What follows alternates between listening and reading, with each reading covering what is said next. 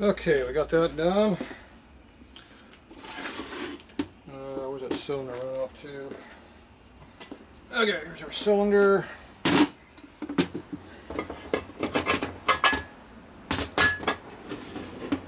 Like that.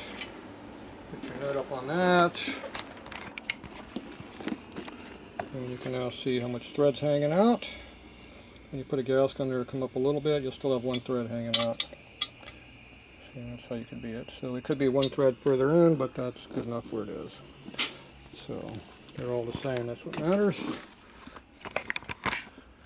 I like them being all consistent, whether they're high or low. As long as they're all the same, it looks good. It's when you got them up and down, they look like crap. So Harley, always put them in pretty good. Okay, so that part is done. Okay, we got new inserts we got to put here in the case bearings. They're in here. So those have to be pressed in. I need to see what I got for parts here right now. So get this out of the way. Bag of junk. Box and bag of junk. Take the counter off. Always want a clean workbench.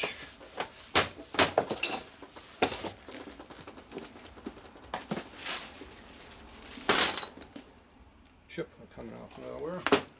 Okay, where's that clean rag I had out?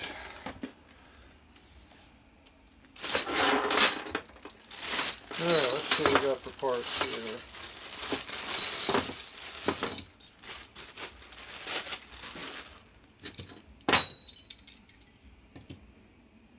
Breather stud.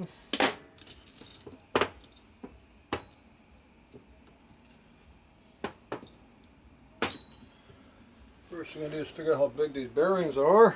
We're going to replace them, but we always want to make sure we know what they are before we get going too deep.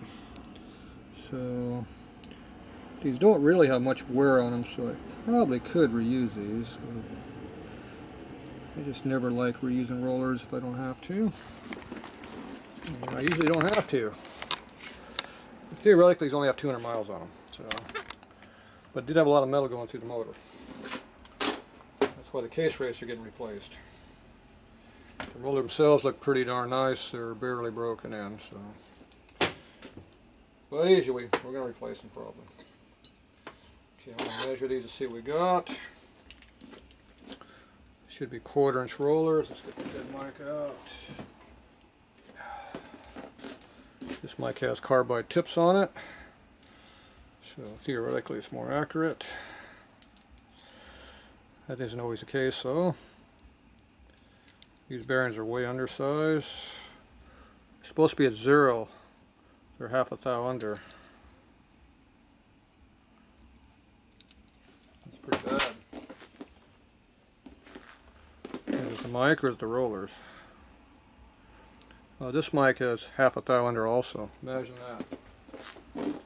Both mics measure the same. I'm hard to believe that if two mics have the same numbers, huh? It's almost like somebody set their mics every now and then. Okay, so these are half thou under. Wonderful. And these are about 4/10 under, which is basically about the same. Yep, half a thou. So there's something wrong with my two mics are equally screwed up, or there's something else going on. So this should be, see, it's right here between 6 and 7 on the vernier scale there, if you can read that. It's 4/10 and it's about 3.5, 3 3/4 tenths under. So what you gotta do is you gotta get something clean to clean your mic off. Make sure it's clean. Then run it down to 0. It should be 0 when you're at 0. When you go down until you just touch, don't cram it. I can cram it a half a thou if I want. And if you look at my mic, see how the 0 lines up? And the 1 is not. And the 9/10 could be considered lined up also, 9 to 1. It looks pretty close. So where's your 0 at? And there's your 0 over here. Somewhere over there's a 0. So this is right on the money to 1/10 under. The bearings are 3 3/4 to 4 under. So it's not the mic with a shocker.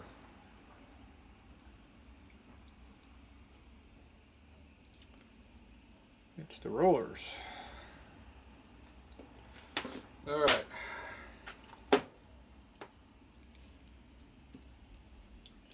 So if I use these bearings, I can hone the race to an undersized condition and reuse these rollers. If I want to.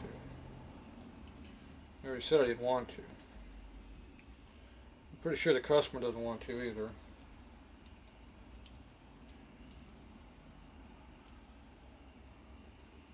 We'll find out.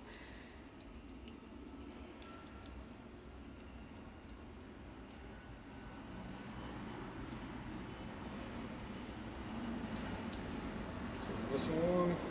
Nope, they're all here. All the holes are filled, that means they're all here. And we got our washers here, the 4 washers. The left side takes 2 thick ones, the right side takes 2 thin ones. Actually, it's the, yeah, that's how it goes. Confusing myself. And then we got the snap rings to hold it all together. That's probably not the case. And this is the aftermarket seal. That makes it not leak oil out the end. Only if it's tight. If it falls in a race, it's going to leak because it's supposed to be pressed in. It's not a press fit, it leaks. Okay, so these are the gears we're going to use because we're using a reverse rotation gear set. These are the original gears here that we're not using.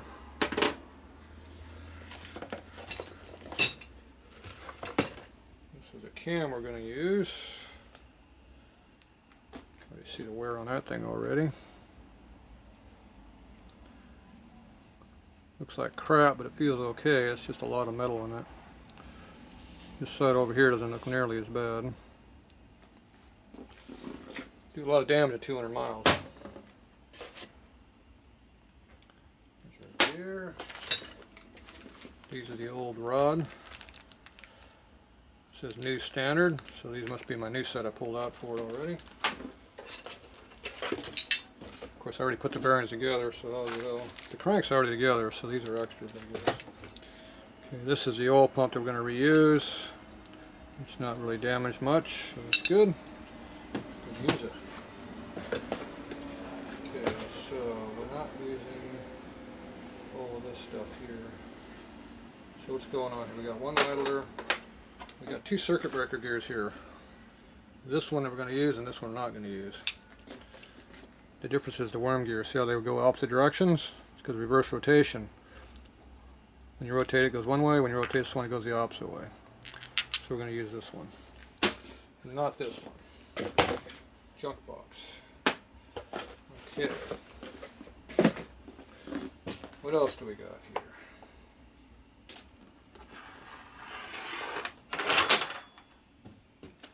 Another rag. Lots of small parts here. All. Make sure everything comes out of your bag. Pull out the big parts first. Makes for easy sorting. Lifters are big things that come out quick and simple. Feel them, make sure they're good. If you feel in play them, that's bad. If you feel a lot of in play them, it's really bad. They should be side to side because it's a roller, it just slides. And you want to look at your face and make sure it's nice and smooth. So there you go. Next thing is you look at the wear on the body itself. When you measure it with the mic, it'll be between 5 and 6 on the mic. Don't really care about the diameter, that's just what the mic says it is.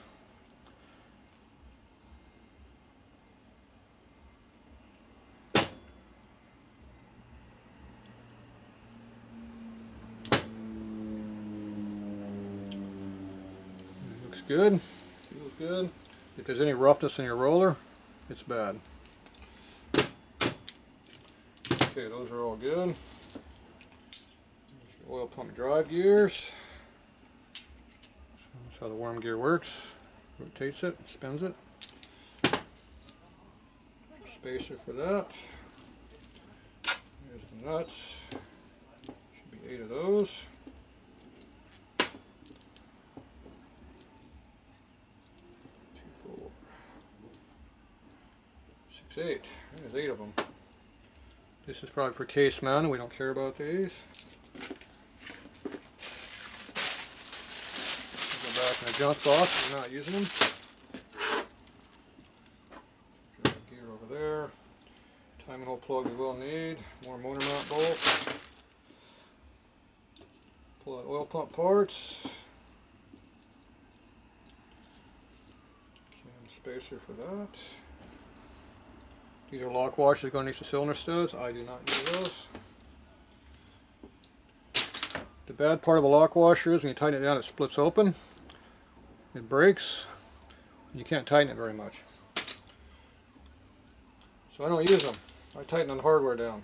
If you want to leave your hardware loose, then you can use washers. But if you want to tighten it down, get rid of them. Case plugs. Little pump junk. These long screws are cam cover. These goofy looking ones are for lifter blocks.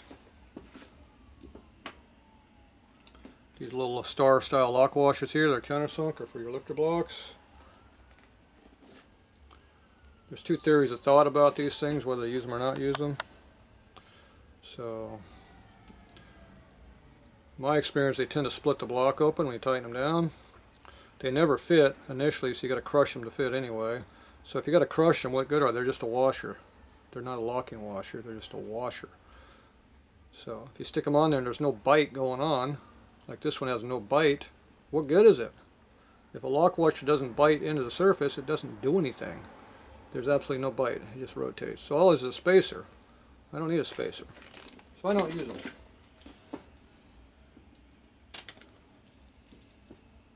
Good theory, didn't work.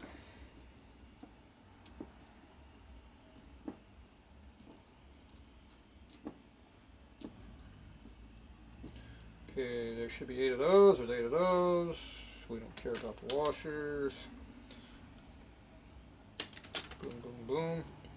Breather part goes over there. That's an oil pump part, goes there. Oil pump. That's a crank part, goes over there. Another washer. Some keys.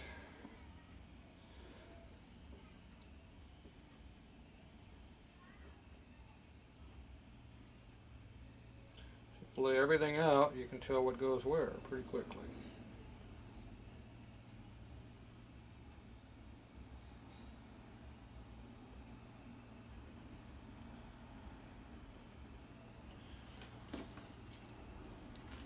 Alright, that big mass pile of crap is now all laid out. So you got 4 lifters, you have your pinion gear stuff here, goes like that, just an oil pump drive. These are your 2 spacers for your circuit breaker gears, which are over here for your idler, 1 circuit. This is for your cam, goes right there. That's a breather washer. You got 8 screws for your lifter blocks. There should be about 12 of these for a big twin. 2, 4, 6, 8, 10, 12. There you go. It's 11 for a 45. The oil pump takes 6, 2, 4, and 6. So you got 6 nuts, 6 washers. There should be a tall nut. Usually on these things they allow you to get in here better, but on a knucklehead it's not. It's pretty far away, so you don't have to have a special nut. On a panhead, it gets really hard to get up in the area in here. It's real thick. And if you have that breather housing on there, for the 40s, this is a 30 style pump. If you have the rotor in there, which is a 40 style pump, then you need a tall nut that sticks about this tall. Because this nut here gets so close to here you can't tighten it. So when it's way over here you can. So different covers. So this reproduction stuff is 30s, not 40s. Okay. We got 2 crank keys for putting flywheel together, which we didn't use because we have a different crank. These are your 2 oil pump keys here. There should be 3. We have 2. So that's for these gears over here. It should be over here now. So you got thin gears, which is your pressure pump, and you got return, which is your big ones. So return, pressure. This is your regulator. Pressure, it's a pressure, well, not really regulator, it's a pressure screw. Puts tension on that. You got two balls, one for each side, one's for check, one's for holding pressure. You got two ones that go on top of your pump up here. The rectangular shaped one there goes on the top, and a nice customized looking one goes on the side usually. There you go. And this is our chain holder screw, which should have a lock nut on it, which is missing. That goes on the side of the pump here. That adjusts how much oil gets dumped into the breather to lubricate your primary chain. So that sucks oil into your gallery here, which is, this regulates the hole going across your case to feed the primary. How much oil gets dumped into the breather hole, which is over here. This is your breather hole. It's your breather cavity. This is the cavity where it collects, and this is your oil separator cavity here. So what they do is they put oil into the breather tube, which is here. This is your breather tube. This is supposed to suck all the oil out of here. You reintroduce the oil over here to lubricate your primary chain. And there's a round hole in here that adjusts the orifice because it's like a carburetor needle. It changes it.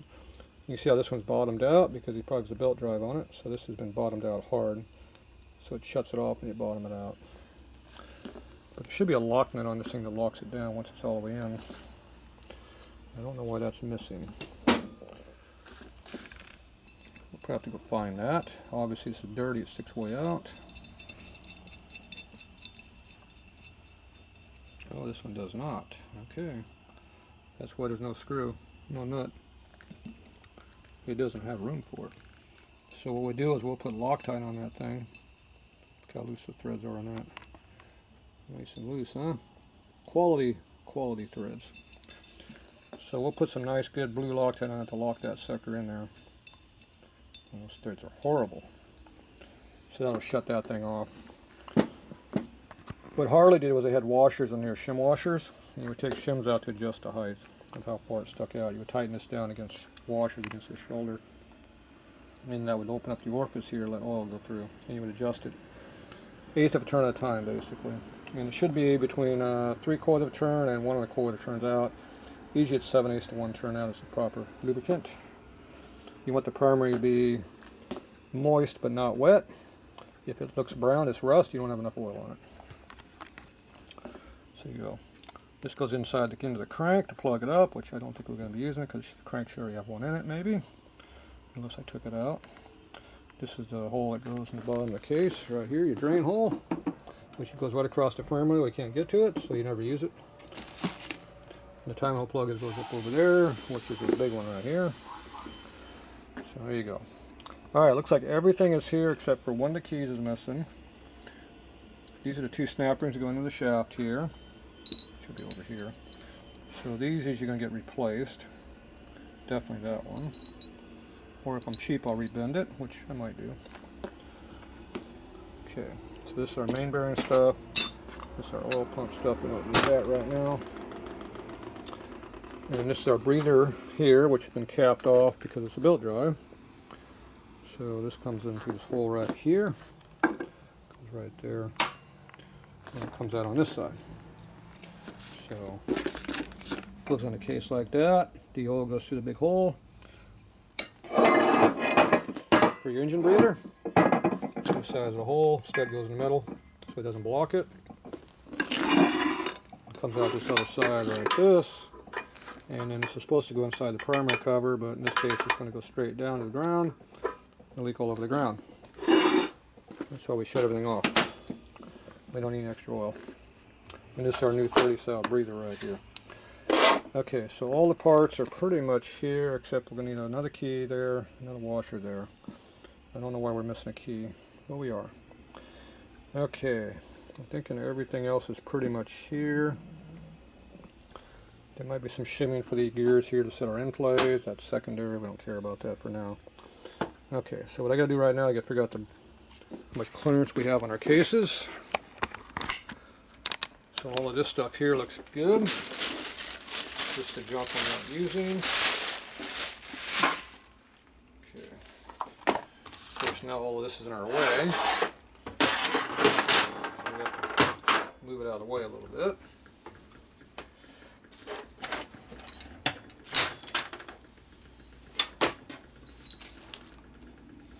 Semi out of the way. Okay.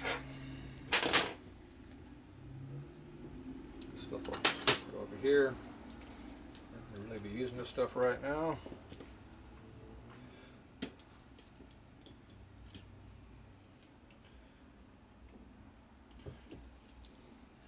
And everything's all laid out. You can see where it is.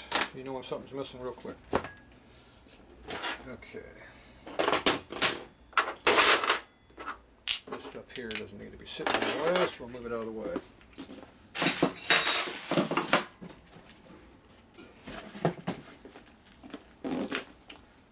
Okay.